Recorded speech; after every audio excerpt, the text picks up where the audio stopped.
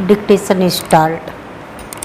महोदय, इसका लक्ष्य निगरानी प्रणालियों के लिए रियल टाइम में गेट की ओर बढ़ती भीड़ या भीड़ भाड़ वाली सड़क के कोने में किसी के द्वारा बैग छोड़ने जैसी घटनाओं का पता लगाना और सुरक्षा कर्मियों को सचेत करना है।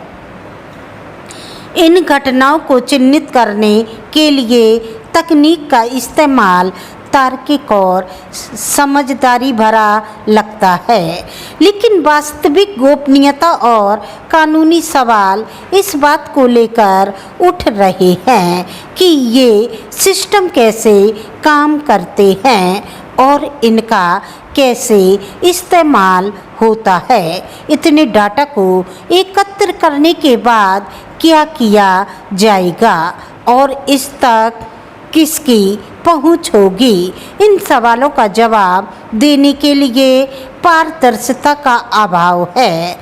लोगों की पहचान कर सकने वाले बायोमेट्रिक डाटा के इस्तेमाल को रोकने के लिए सुरक्षा उपायों के बावजूद बहुत संभव है कि इसका दुरुपयोग किया जाए। निजी कंपनियों को फ्रांस में पहले से ही लगे हजारों वीडियो कैमरों तक पहुंच प्रदान करके रेल कंपनियां और परिवहन ऑपरेटरों की निगरानी क्षमताओं का उपयोग और समन्वय करके और कैमरे के साथ ड्रोन के उपयोग की अनुमति देकर फ्रांस इन कंपनियों को अपने नागरिकों और AI सॉफ्टवेयर का परीक्षण एवं प्रशिक्षण देने की अनुमति व समर्थन दे रहा है।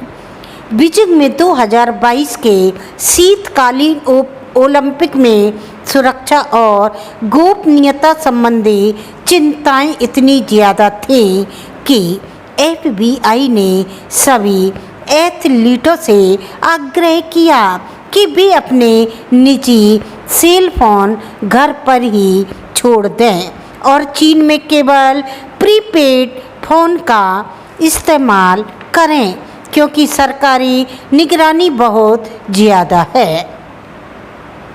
हालांकि फ्रांस यूरोपीय संघ का सदस्य देश है।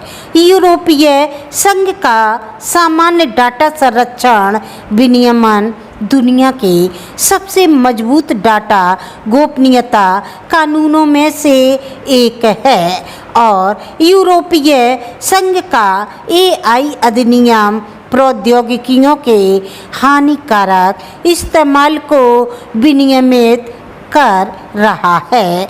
इसलिए फ्रांस को यूरोपीय संघ के कानून का पालन करना चाहिए।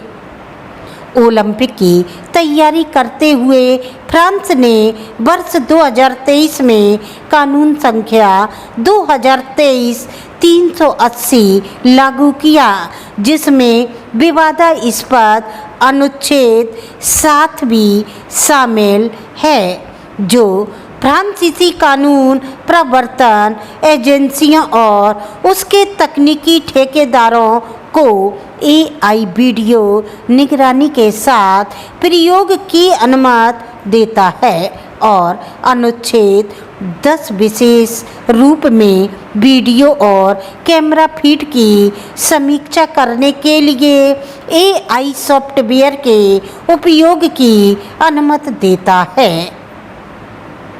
विद्वानों, नागरिक समाज समूह और नागरिक स्वतंत्रता पैरोकारों ने आरोप लगाया कि ये अनुच्छेद सामान्य डाटा संरक्षण विनियमन और AI को विनियमित करने के यूरोपीय संघ के प्रयासों के विपरीत है। हालांकि फ्रांसीसी अधिकारियों और तकनीकी कंपनियों के प्रतिनिधियों ने कहा है कि AI सॉफ्टवेयर लोगों की पहचान किए बिना संदिग्ध घटनाओं की पहचान करने के अपने लक्ष्यों को पूरा कर सकता है, लेकिन आलोचकों का तर्क है बायोमेट्रिक डाटा को कैप्चर और प्रोसेस किया जा रहा है और इस प्रकार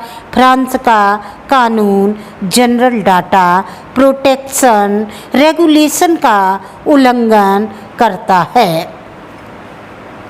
फ्रांसीसी सरकार और एआई कंपनियों के लिए अब तक एआई निगरानी पारस्परिक रूप से लाभकारी रही है, लेकिन इन एआई सक्षम निगरानी प्रणालियों का विनियमन बहुत खराब तरीके से होता है।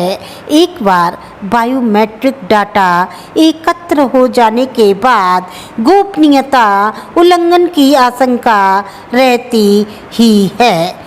आपको डिक्टेशन अच्छी लगी तो आप लाइक करें, सब्सक्राइब करें। That's all.